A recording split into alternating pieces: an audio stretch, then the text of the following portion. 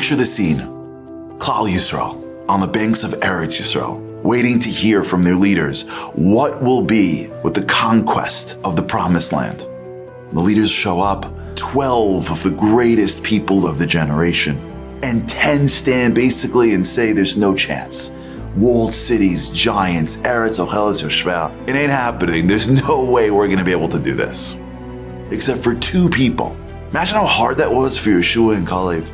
And the pasuk speaks about it later on, right after the event. HaKadosh Baruch Hu says, "Va'avdi Kalev ekev haisa ruach acheres himo v'yimalei Harary."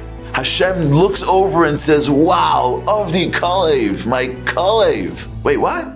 How did Hashem forget Yeshua?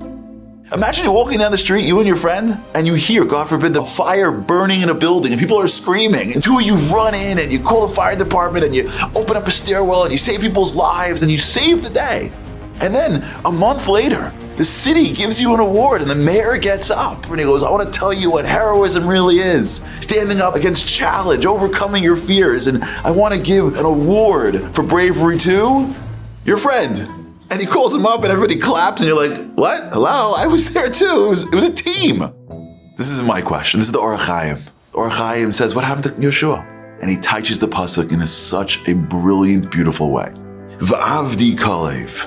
Do you know why Hashem says, I am giving Kalev the title, the honor of being called Avdi? Right? Moshe, ki even ne'eman karasala. You don't get a bigger title than Hashem saying, you are my Eved. You know why I'm calling him Avdi Kalev? Akev. It's a reward. What's his reward? Haisa ruach acheres, imo. He had a ruach acheres. You see, Yoshua and Kalev went in, but remember, Yoshua went in with the tefillas of Moshe Rabbeinu. He got a yud. Moshe infused him with the level of yashras, of emes, of connecting to Kodesh Baruch Hu, of seeing truth. So when the atzas, when the advice of the Meraglim started, Yeshua wasn't even tempted by them. But Kalev didn't have that. Ruach acheres. He had the other ruach. He wanted to be with them. He was tempted by them. He heard their advice. These were the leaders of the generation. He didn't want to step out. He didn't want to be different. He didn't want to go against. And he felt himself wanting to be, which is why he ran to Hebron, to Kivrei Avos. But even though he felt like he wanted to do the wrong thing, V'yimalei Acharei, the pasuk says, Hashem looks down and goes, of course I love you both. But you see my Kalev? He was tempted. He wanted it. His desires were burning for the other side. And he stood and looked at his desire and he says, I'm following Hashem nonetheless. You know, so many times in life, we see our taivas as proofs that we're tameh and that we are distant from Hashem.